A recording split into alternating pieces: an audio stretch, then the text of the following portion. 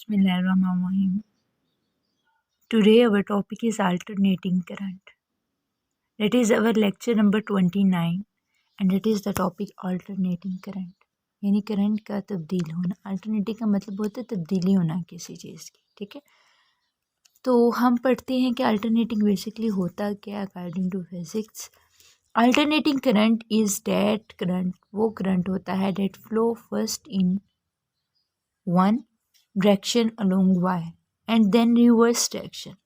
मैंने आपको बताया ना कि चेंज होना, तब्दील होना करंट का क्या कहलाता है, अल्टरनेटिंग करंट. कहता है एक फर्स्ट वायर में अगर करंट की डायरेक्शन जा रही है सीधी, ठीक है, तो दूसरी वायर में करंट की कंडीशन क्या हो जाएगी, डायरेक्शन क्या हो जाएगी, रिवर्स हो जाएगी, तब्दील हो जाएगी. ठीक है, तो ये अल्टरनेटिंग करंट कहलाता है, रिवर्स द डायरेक्शन.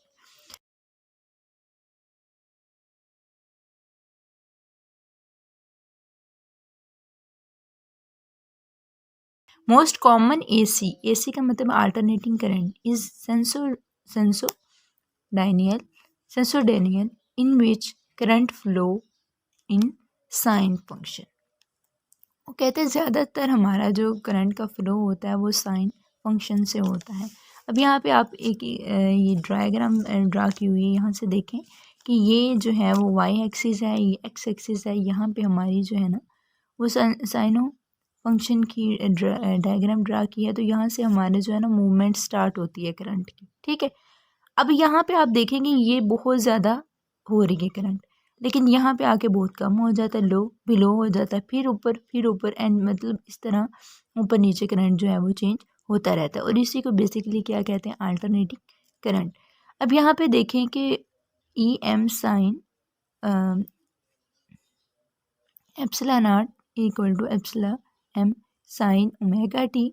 और आप ये देखेंगे ये देखिए M G sorry average epsilon naught equal है किसके, ये एवरेज का फार्मूला होता है. ये जो साइन होता है ना ये एवरेज को शो करता है. एवरेज इक्वल किसके है, ज़ीरो के. ठीक है, उसके बाद स्क्वायर, अगर स्क्वायर फॉर्म में आ जाए, square of an AC wave is always positive. अगर हमारा इस फॉर्म में AC आ जाए, AC जो है तो वो क्या होगा, हमेशा पॉजिटिव होगा. ठीक है, average is not zero, average is not zero, average क्या होगा, ज़ीरो नहीं होगा. ठीक है, ये बात आपने याद रखनी. उसके बाद नीचे डायग्राम पे आते हैं. डायग्राम देखें, यहाँ पे ये वर्टिकल, ये हॉरिजॉन्टल लगाया गया, यहाँ पे ये अल्टरनेटिंग करंट जो है मूवमेंट हो रही. आप ये देखिए कि यहाँ पे फिर दोबारा से चेंजेस हो रही हैं करंट की. ठीक है, तो ये इसका टाइम है और ये इसका क्या एप्सिलॉन नॉट है. यहाँ पे रूट मीन्स के वेलोसिटी अप्लाई हो रही है और यहाँ पे इसका ई नॉट एप्सिलॉन नॉट का स्क्वायर है. ठीक है, ये चीज़ें आपने डायग्राम के मुताबिक याद रखने और डायग्राम को भी ऐसे ही ड्रा कर जी. तो यहाँ पे आप देखें कि यहाँ पे जो वर्क है वो 2π/t है. टाइम जो है वो टाइम पीरियड को शो करता है, t जो कैपिटल, और average sine square omega T average equal to 1/t. अब यहाँ पे देखें 0 से t टाइम पीरियड के दोनों अप्रोच कर रही. अब dt sign square omega T ये लगा दिया. अब 1/t सेपरेट था ना तो dt. ठीक है, अब साइन स्क्वायर ओमेगा टी की जगह 1/cos2 ओमेगा t/2 लगा सकते हैं, वो हमने लगा लिया. 1/t dt और ये 1/2 आ गया. ठीक है, ये सारा जो है ना वो फंक्शन में आ गया. तो हमारे पास जो फाइनल रिजल्ट आ गया वो क्या आ गया, 1/2. इसका मतलब है 1/2 जो होती है हमारी साइनोसाइडल जो फंक्शन होता है वो होता है साइन का. तो अगर हम इस पे स्क्वायर रूट लेते हैं, इस पे स्क्वायर रूट लेते हैं तो ये देखिए आप, ये इसके ऊपर स्क्वायर आ गया, 2 आ गया इक्वल, ये कट गया एक दूसरे से, तो ये सेम सिंपल जो है ना इसके ऊपर स्क्वायर रूट आ गया और ये सिंपल. अब ये 1/ आप इसको 1/ ये भी कह सकते हैं. ठीक है, अगर इनको कैलकुलेट करेंगे तो हमारे पास वैल्यू 0.2707 रूट मीन स्क्वायर में आ जाएगी. ठीक है, तो अगर हमारे पास रूट मीन स्क्वायर करंट है तो रूट मीन स्क्वायर बाय 2 आ जाएगा, स्क्वायर रूट आ जाएगा, ये कैंसिल हो जाएगा, इसके ऊपर आ जाएगा और ये भी रूट मीन स्क्वायर करंट आ जाएगा. ठीक है, ये दोनों चीज़ें हमारे पास जो है ना वो रिक्वायर्ड आ गई. उसके बाद पॉइंट नंबर 2 सेकंड पे देखें, AC is generated by a coil rotating in magnetic field. वो कहता है अगर AC हम जनरेट करते हैं किसी भी मैग्नेटिक फील्ड में तो वो रोटेट किस में करता है, AC is generated by a coil rotating in magnetic field, जो कि क्या है, इलेक्ट्रोमोटिव फोर्स ई है, सॉरी ये equal to minus D flux B D T है, ठीक है। ये हमारा एक एक्सप्रेशन आ गया। उसके बाद that changes magnetic force gives rise to electromagnetic force. वो कहता है अगर हमारा मैग्नेटिक फील्ड जो है वो चेंज हो रहा है तो ये बहुत ज़्यादा हमें क्या देगा, electromagnetic force. Imagine a magnetic force and coil of area A. First करें कि हमारे पास एक कॉइल एरिया ए है और एक मैग्नेटिक फील्ड है with frequency omega, so flux equal B A cos omega T that is equal to B A omega sine omega T, ठीक है। ये एक्सप्रेशन आपका आ गया। उसके बाद पॉइंट नंबर 3 पे आए, जिसमें वो कहता है AC is a particular useful because transformer make it possible। वो कहते हैं AC हम आम तौर पर यूज़ करते हैं, क्यों, क्योंकि हमारा ट्रांसफार्मर इसको पॉसिबल बनाता है टू स्टेप अप, स्टेप ऊपर जाने के लिए और स्टेप डाउन नीचे जाने के लिए वोल्टेज। अब ये ट्रांसफार्मर की बात कर रहे हैं। ट्रांसफार्मर में बेसिकली स्टेप अप और स्टेप डाउन दो फंक्शंस होते हैं। The basic transformer circuit two coils primary and secondary. Basic जो ट्रांसफार्मर होता है इसमें दो कॉइल्स होती हैं, एक प्राइमरी और सेकेंडरी। नीचे डायग्राम में फर्दर एक्सप्लेन कर देते हैं।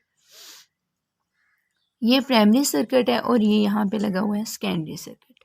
यहाँ पे जो नंबर ऑफ टर्न्स हैं वो NP हैं, यानी प्राइमरी नंबर ऑफ टर्न्स हैं, और ये सेकेंडरी नंबर ऑफ टर्न्स हैं। ये मैग्नेटिक फोर्स जो है वो मूवमेंट कर रही है। ये हमारा ट्रांसफार्मर है, ठीक है। और यहाँ पे हमारे वोल्टेजेस जो VP प्राइमरी में लग रहे हैं और VS किस में लग रहे हैं, सेकेंडरी में। स्पोज फ्लक्स कोर इज ये वाली, अगर फ्लक्स कोर ये इससे डिनोट करते हैं, so change in flux by change in R and P and NS primary and secondary electromagnetic force. So secondary में क्या हो जाएगा, इसका flux minus NS change in flux by change in T, जो कि ये देखिए P बाय S यानी primary by secondary and number of turns primary by secondary आ गया। ये हमारा फार्मूला एक बन जाएगा। अगर अब हमने ये वाला S फाइंड करना है तो हम NS बेटा NP लगा देंगे, ठीक है। और अगर हमने EP फाइंड करना है तो NS बाई NP हमारे पास आ जाएगा, ठीक है। उसके बाद हम आते हैं पॉइंट नंबर 4 पे। If this losses transformer then input power equal to output power. वो कहते हैं अगर हम इसको कम कर देते हैं तो हमारा इनपुट पावर और आउटपुट पावर जो है वो इक्वल आ जाएगी। So EP IP equal to ES IS के इक्वल हो जाएगा। IS बराबर हो जाएगा NP NS बाई IP के, ठीक हो गया। यहाँ तक आपको आई होप कि एक्सप्लेन करने की समझ आ गई है। उसके बाद आते हैं पॉइंट नंबर 5 पे, जिसमें कहता है what ever shape and size. कोई फ़र्क नहीं पड़ता आपकी शेप क्या, आपका साइज़ क्या है करंट का।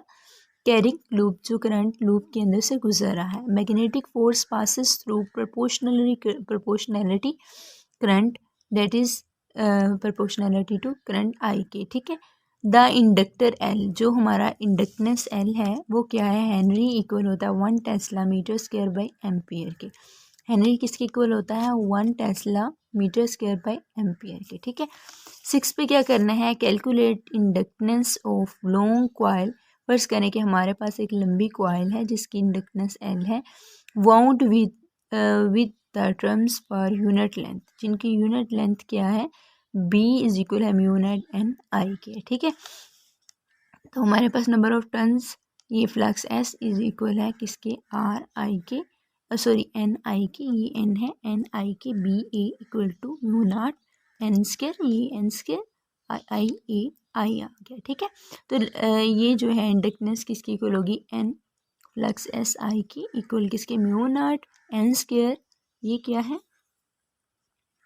2 टाइम हमारे करंट बाय करंट। अब एक एक से कैंसिल हो गया, ये आपस में कैंसिल हो गई, हमारे पास mu naught N square IA आ गया, सिर्फ एक आ गया, ठीक है। उसके बाद इंडक्टेंस इक्वल होती है 4 पाई डॉट 10 की power -7 tesla metre by A, 3500 का स्क्वायर पाई 0.05 का स्क्वायर 0.10 मीटर, 1.21 आ गया टेस्ला मीटर स्क्वायर आ गया है और एम्पियर आ गया। तो ये कैलकुलेट करके 1 पॉइंट, ये सारा फैक्टर जो होता है वो ईच के इक्वल होता है, सो ये ईच हमने लगा लिया, ठीक है। ये हमारे पास फाइनल रिजल्ट आ गया। उसके बाद हम आते हैं पॉइंट नंबर 7 पे, that is when current changes through inductor. जब हमारा करंट इंडक्टर में तब्दील होता है, then change in flux B by D T equal किसके डी बाई डी टी, और फ्लक्स बी किसके एल आई के, इंडक्टेंस एंड करंट के इक्वल होता है। वो हमने पुट किया, तो माइनस एल को साइड पे किया, डी आई इस डी को आई के साथ कनेक्ट करके D I by D T.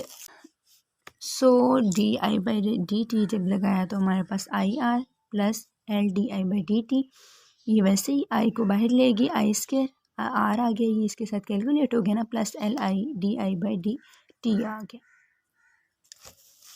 उसके बाद ये पॉइंट्स जो हैं वो हमने याद रखने हैं। Words power expanded bye battery equal energy dissipated plus equal work done on inductor. अगर मेरे पास इक्वल वर्क डन होता है किसी बैटरी पे और हमारी पावर जो है वो डेसिपेटेड होती है इक्वल में, देन जो है वो किसकी इक्वल होगी, इंडक्टेंस ऑफ एल की।